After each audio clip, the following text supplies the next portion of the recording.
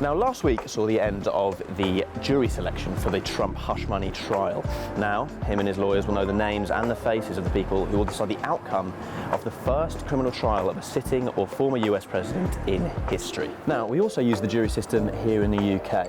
In England, Scotland, Wales and Northern Ireland, juries come to Crown Court houses like this one and here. Now, juries consist of 12 members of the public, aged between 18 and 70, but who are they and how do they get selected?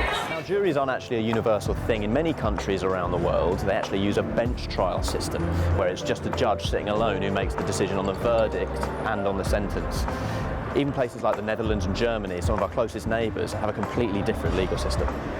So I've come down here to Manford Comedy Club, where I'm going to speak to some professional comedians to ask them about the wider impact on comedy in the Northwest. The Eden building is 12 stories high and is covered in 36,000 square feet of foliage on the outside. There are 350,000 plants made up of 32 different species, making it one of the most sustainable office buildings in all the UK.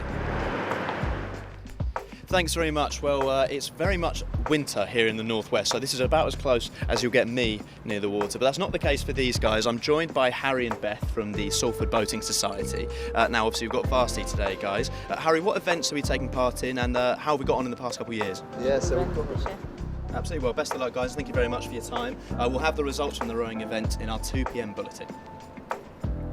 Good afternoon and welcome to Keys News Varsity. I'm Josh Day with your 2 p.m. update.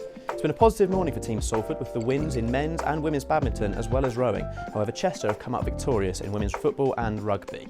An inspiring story there, thanks very much Vicky, and we also heard from Jason Darby, who was also at the softball game today. In our 3 p.m. update, we'll be live from the tennis courts in Chester with tennis and ultimate frisbee. But that's all for now. Join us again at 3 p.m. We'll see you then. Hi there and welcome to our Keys News Varsity coverage. I'm Peter Johnson. And I'm Josh Day. Let's have a look at what's coming up on today's show, where we'll have live updates from the sports happening in Chester right now.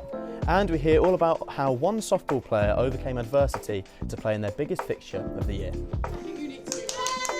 I had no idea you were so enthusiastic about dance, Pete. I would never have guessed from your attire.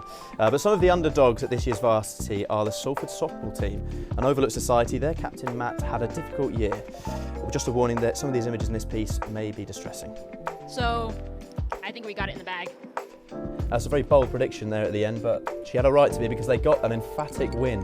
15-3 it was in the NP, an absolute drubbing.